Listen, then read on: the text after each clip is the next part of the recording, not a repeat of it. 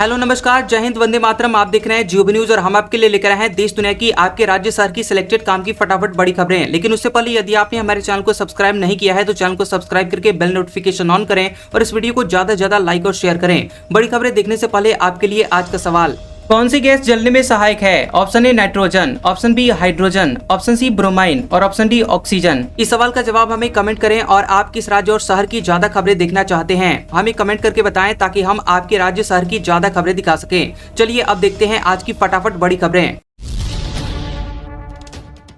61 लाख से अधिक वोटर्स का कट सकता है नाम। अब तक 99% मतदाता हो चुके हैं कवर। 1 सितंबर तक दर्ज कर सकेंगे अपना दावा और आपत्ति।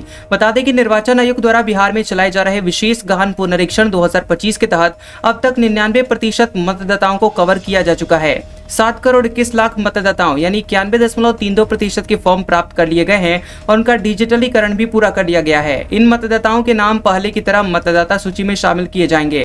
बीएलओ और बीएल के माध्यम से किए गए घर घर सर्वेक्षण से कई चौंकाने वाली जानकारी सामने आई है। पुनरीक्षण के दौरान बीएलओ द्वारा 21.6 लाख वोटर्स को मृत घोषित किया गया है। वहीं 31.5 लाख वोटर स्थायी रूप से दूसरे पते पर चले गए हैं। 7 लाख ऐसे मतदाता हैं जो कि एक से अधिक जगहों पर वोटर आईडी कार्ड बनवा रखे हैं। वहीं 1 लाख मतदाता ऐसे हैं जिनका कुछ भी पता नहीं चल पाया है। राहुल गांधी बोले, मोदी की सिर्फ शोबाजी, उनमें दम नहीं। मैं 2-3 बार मिला हूं, उन्हें लोगों ने सिर पर चढ़ा रखा है। बता दें कि दिल्ली के तालकटोरा स्टेडियम में कांग्रेस की ओबीसी सेल ने भागीदारी न्याय सम्मेलन का आयोजन किया। कांग्रेस अध्यक्ष मल्लिकार्जुन खड़गे ने कार्यक्रम का उद्घाटन किया। कांग्रेस सांसद राहुल गांधी ने सम्मेलन में पीएम नरेंद्र मोदी की जमकर आलोचना की है। राहुल ने भाषण के दौरान पार्टी के सदस्यों से पूछा, आपको पता है कि राजनीति में सबसे बड़ी प्रॉब्लम क्या है? कार्यकर्ताओं ने जवाब दिया, नरेंद्र मोदी। इस पर राहुल गांधी ने कहा, नरेंद्र मोदी कोई बड़ी प्रॉब्लम नहीं है, मैं उनसे 2-3 बार मिल चुका हूँ, उनकी सिर्फ शोबाजी है, उनमें कुछ दम नहीं है, उन्हें लोगों ने सिर पर चढ़ा रखा है।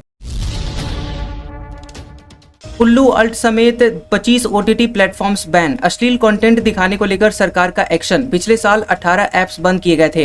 केंद्र सरकार ने अश्लील कंटेंट प्रसारित करने वाले 25 ओटीटी प्लेटफॉर्म्स पर बैन लगा दिया है। सरकार का कहना है कि ये ऐप्स प्लेटफॉर्म में एंटरटेनमेंट के नाम पर अश्लील और आपत्तिजनक वीडियोस पेश कर रहे थे। सरकार ने नोटिफिकेशन जारी करके इंटरनेट सर्विस प्रोवाइडर आईएसपी को इन ओटीटी एप्लीकेशंस वेबसाइट्स को ब्लॉक करने को कहा है। बैन ऐप्स में अल्ट, उल्लू, देसी फ्लिक्स जैसे फेमस प्लेटफॉर्म्स भी हैं। अल्ट ऐप अप्रैल 2017 में film TV producer Ekta Kapoor ने लॉन्च किया था। वहीं उल्लू ऐप को आईआईटी कानपुर से ग्रेजुएट विभू अग्रवाल ने 2018 में बनाया था। इससे पहले मार्च 2024 में सरकार ने अश्लील कंटेंट को लेकर 18 ओटीटी प्लेटफॉर्म्स पर बैन लगाया था। इसके साथ ही 19 वेबसाइट, 10 ऐप्स और 57 सोशल मीडिया हैंडल्स भी ब्लॉक किए थे।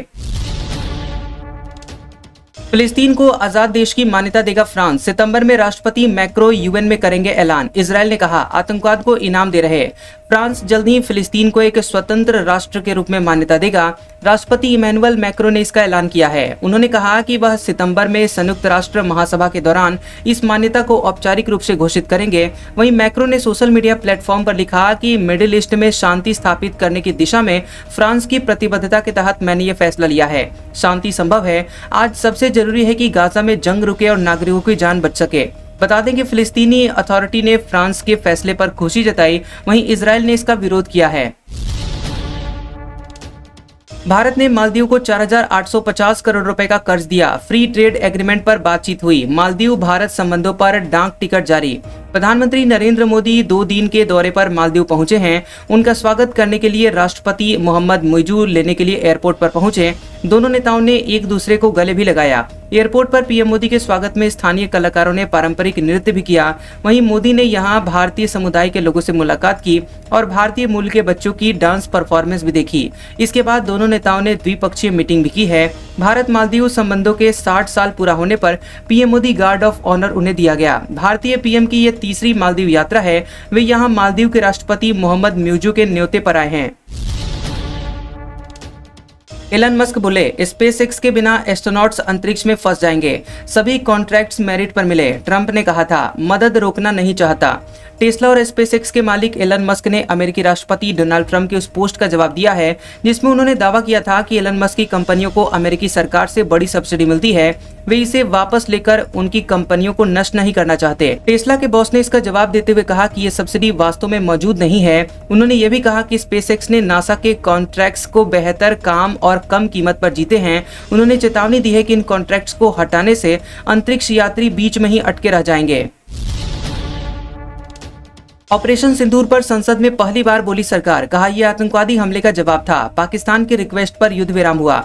ऑपरेशन सिंदूर और सीज फायर के सवालों पर सरकार ने संसद में पहली बार जवाब दिया है। विदेश राज्य मंत्री कीर्तिवर्धन सिंह ने राज्यसभा में लिखित जवाब में कहा कि ऑपरेशन सिंदूर पाकिस्तान प्रायोजित आतंकवादियों की ओर से किए गए बर्बर आतंकवादी हमले के जवाब में शुरू हुआ था।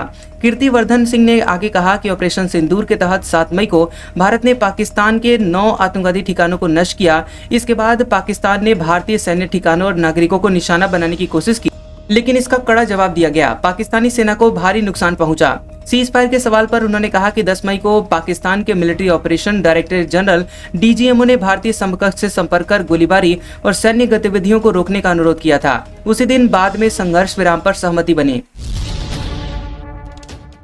संविधान से समाजवाद और धर्मनिरपेक्ष शब्द नहीं हटाए जाएंगे। राज्यसभा में सरकार ने लिखित जवाब दिया, कहा कोई मौजूदा योजना या इरादा नहीं। केंद्र सरकार ने राज्यसभा में बताया कि संविधान की प्रस्तावना में समाजवाद और धर्मनिरपेक्ष शब्द हटाने की कोई मौजूदा योजना या इरादा नहीं है। ये शब्द आपातकाल के दौरान जोड़े गए थे। कानून मंत्री अर्जुन राम मेघवाल ने लिखित जवाब में कहा कि कुछ समूह इन शब्दों पर पुनर्विचार करने के लिए राय व्यक्त कर सकते हैं। इनसे सार्वजनिक चर्चा या माहौल बनता है, लेकिन यह सरकार का आधिकारिक रुख नहीं दर्शाता। उन्होंने बताया कि 42वें संविधान संशोधन को चुनौती देने वाली याचिकाएं सुप्रीम कोर्ट में नवंबर 2024 में खारिज हो चुकी हैं। राजस्थान के झालावाड़ में स्कूल बिल्डिंग गिरी, 7 बच्चों की गई जान, 28 घायल। छात्रा बोली पहले कंकड़ गिरे लेकिन शिक्षक ने ध्यान नहीं दिया, 5 टीचर सस्पेंड।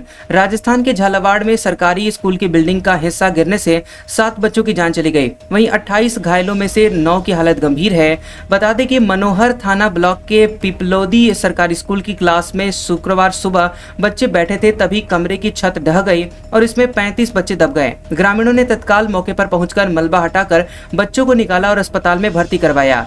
मनोहर थाना हॉस्पिटल के मुताबिक 5 बच्चों की मौके पर ही जान चली गई, वहीं 2 ने इलाज के दौरान दम तोड़ दिया। हादसे को लेकर राष्ट्रपति द्रौपदी मुर्मू, प्रधानमंत्री नरेंद्र मोदी, मुख्यमंत्री भजनलाल शर्मा ने दुख जताया है।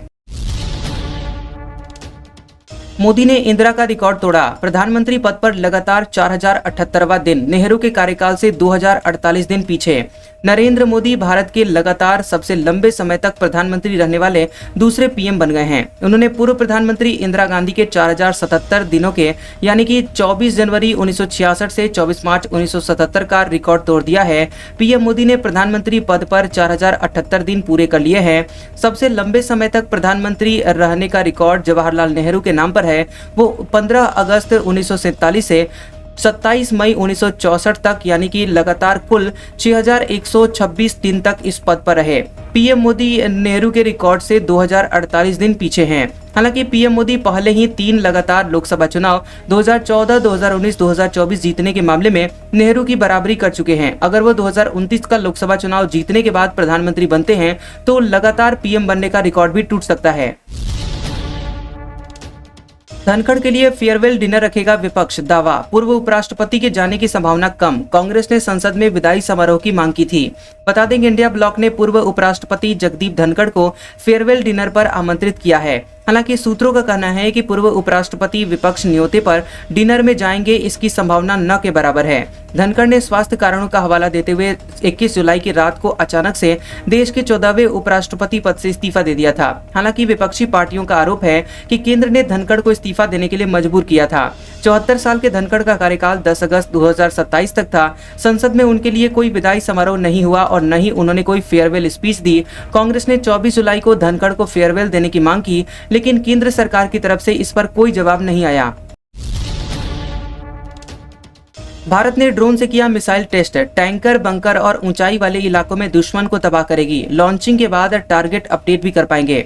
भारत ने आंध्र प्रदेश के कुरनूल के national open area testing range में ड्रोन से लॉन्च होने वाली मिसाइल का सफल परीक्षण किया है। इस प्रिसीशन गाइडेड मिसाइल का नाम ULPGM V3 है और ये ULPGM V2 का एडवांस्ड वर्जन है। ये स्मार्ट मिसाइल ड्रोन से छोड़ी जाती है और दिन रात किसी भी मौसम में दुश्मन के ठिकानों को सटीकता से नष्ट कर कर सकती है।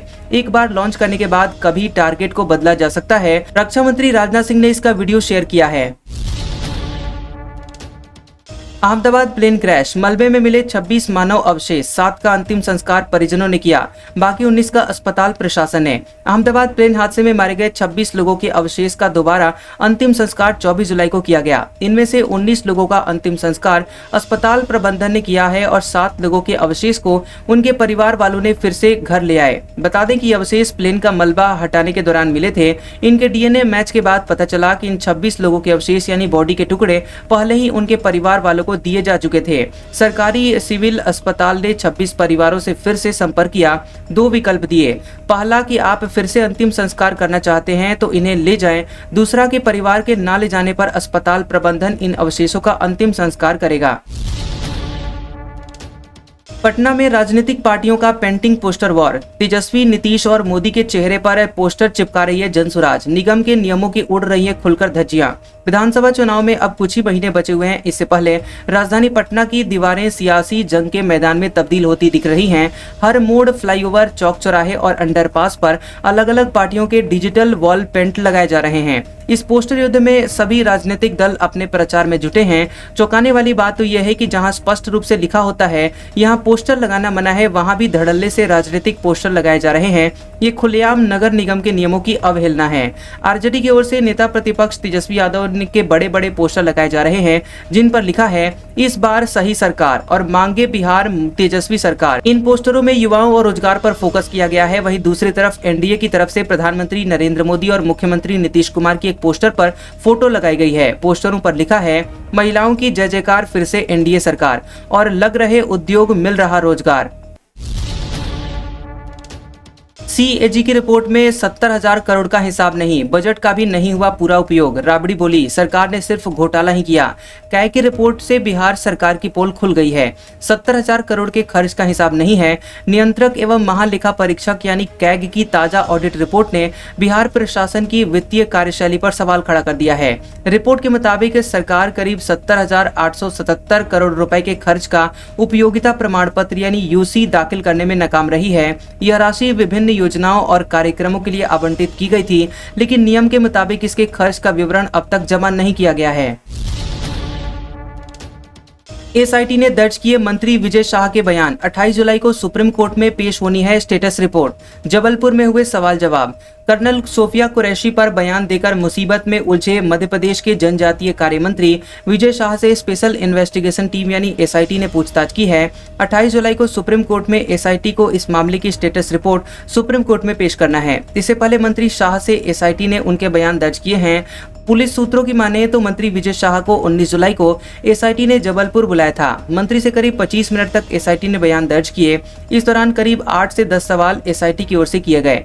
SIT टीम ने मंत्री से महू के रायकुंडा गांव में आयोजित हलमा कार्यक्रम के पूरे घटनाक्रम पर सवाल जवाब किए।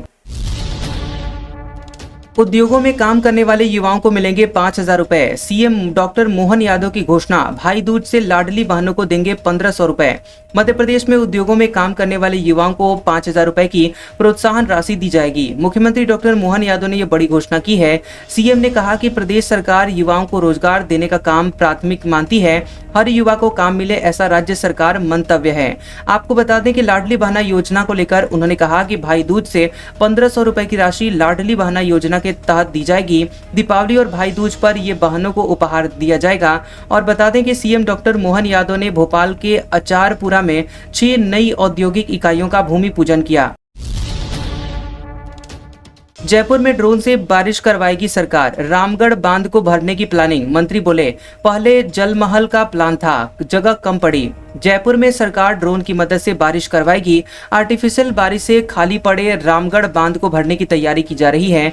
ये प्रोजेक्ट 30 जुलाई से शुरू होने की संभावना है। इसके बाद 1 महीने से भी ज्यादा समय तक ये चलाया जाएगा। कैबिनेट मंत्री किरोड़ी लाल मीणा ने बताया कि कृत्रिम बरसात होगी। इसके लिए अमेरिकी वैज्ञानिकों ने मुझसे बात की थी। मैंने पूरी प्रक्रिया को समझा। इस दौरान सभी विभाग के अधिकारियों के साथ मिलकर हमने GenX कंपनी से कृत्रिम बरसात करवाने तय किया है। पहले जलमहल पर करवाने का सोचा था, लेकिन वैज्ञानिकों ने कहा कि जगह कम पड़ेगी, इसलिए अब यह रामगढ़ बांध पर करवाई जाएगी। राजस्थान में 305 नगरीय निकायों के वार्डों का होगा पुनर्गठन। मंत्रिमंडल उप समिति की बैठक में हुआ फैसला। कांग्रेस सरकार के फैसलों का हुआ रिव्यू। बता दें कि राजस्थान में नगरीय निकायों के पुनर्गठन और पुनर्सीमांकन को लेकर राज्य सरकार की मंत्रिमंडलीय उप समिति ने सभी 305 नगरीय निकायों के वार्डों के पुनर्गठन को मंजूरी दी है। ये फैसला स्वायत्त शासन विभाग के सभागार में आयोजित मंत्रिमंडल उप समिति की समीक्षा बैठक के दौरान लिया गया। बैठक की अध्यक्षता नगरीय विकास विभाग के राज्य मंत्री झाबर सिंह खर्रा ने की है। इसमें जल संसाधन मंत्री सुरेश सिंह रावत, वन राज्य मंत्री संजय शर्मा और सहकारिता राज्य मंत्री गौतम कुमार दक भी मौजूद रहे। आज का सुविचार, अहंकारी की बातों को कभी दिल से न लें। अहंकार उसी को होता है जिसे बिना संघर्ष सब कुछ प्राप्त हो जाता है। जो अपनी मेहनत से लक्ष्य को हासिल करता है वही दूसरों की मेहनत का कद्र करना जानता है। कैसा लगा ये वीडियो हमें कमेंट सेक्शन में जरूर बताएं। वीडियो पसंद आया हो तो वीडियो को लाइक और शेयर करें और ऐसी इंटरेस्टिंग वीडियोस देखने के लिए हमारे चैनल जियोबी न्यूज को सब्सक्राइब करें और बेल आइकॉन को दबाएं। और हमारे ओल्ड और लेटेस्ट वीडियोस देखने के लिए हमारे प्लेलिस्ट और कम्युनिटी टैब को जरूर चेक करें। तो मिलते हैं अगले वीडियो में, तब तक के लिए आपका शुक्रिया।